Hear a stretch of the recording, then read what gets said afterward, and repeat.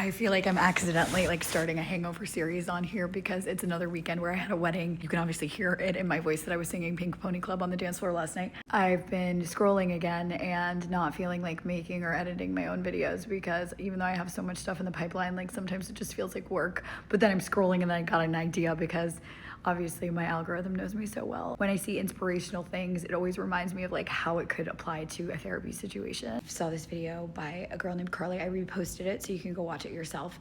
It was her telling her friend who died by suicide stuff that he like wouldn't believe, like updates about her life and like things that have happened since he passed.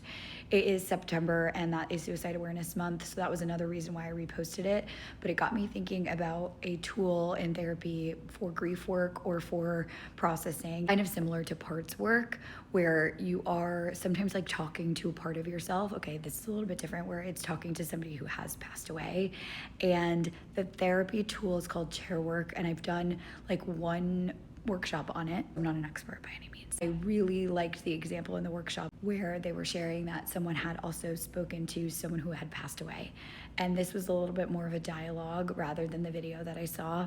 But it reminded me that it's really important to keep the people who have passed away alive in our lives.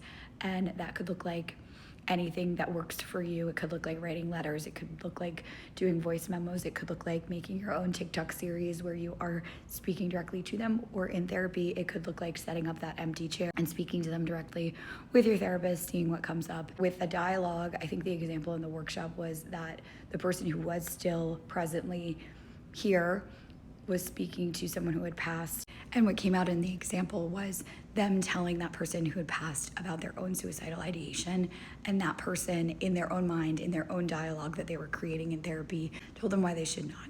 We always look for motivation like that from others, and we look for reasons why we can help our clients want to stay, and that was a really powerful exercise, and it's just something I want you guys to think about. If you've ever felt that way, bring it to your therapist. Again, these are always just ideas that I want to share with you guys from the knowledge and skill set that I have, and these are just like beautiful ways that both that we could work through, you know, the things that we're currently struggling with, like that example, or in the way that Carly was talking in her video about like wonderful, beautiful things that have happened since he passed away that she wanted to share with him. No matter what you believe in, if you believe that we're all connected, and if you believe that a person who passes away is still here with us in some way, we have to keep them alive and we have to keep tending to our grief.